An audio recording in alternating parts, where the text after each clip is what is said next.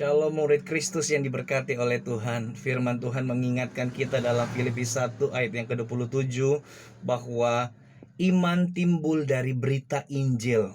Iman timbul dari berita Injil. Jadi iman yang benar, iman yang sejati, iman yang menyelamatkan, iman yang sesuai dengan kehendak Tuhan adalah iman yang dari pendengaran, dan pendengaran oleh berita Injil adalah karya dan perbuatan pribadi daripada Yesus Kristus, bukan yang lain. Bahkan dalam ayat 27 ini dikatakan bahwa hendaklah hidupmu sepadan dengan Injil. Jadi waktu kita mendengar dan melakukan akan Injil Yesus Kristus, maka hidup kita akan berubah, hidup kita akan sepadan, dan hendaknya kita terus mengevaluasi apakah hidup kita tetap sejalan sepadan dengan Injil itu tersendiri. Bahkan dikatakan bahwa waktu kita hidup sepadan dengan Injil, kita berdiri teguh.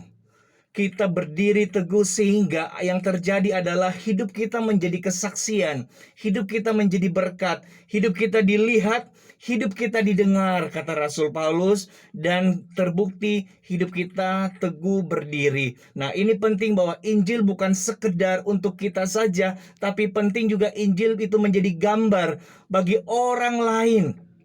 Dikatakan setelah itu di ayat 27 bahwa bukan hanya sepadan dengan Injil saja kehidupan kita, tapi kita juga harus berdiri teguh sehingga dapat dilihat dan dapat didengar, menjadi gambar yang jelas bagi orang-orang yang belum mengalami Injil Yesus Kristus.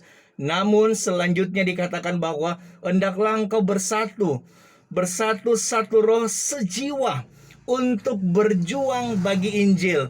Jadi bagi orang-orang yang mendengarkan Injil, itu bukan berkuasa menyelamatkan, mengubah hidupnya, membuat dia teguh, membuat karakternya berubah, tapi Injil Yesus Kristus menggerakkan mereka. Bukan secara pribadi, tetapi secara komunal, secara komunitas, untuk menjangkau orang-orang yang belum mengalami Injil Yesus Kristus.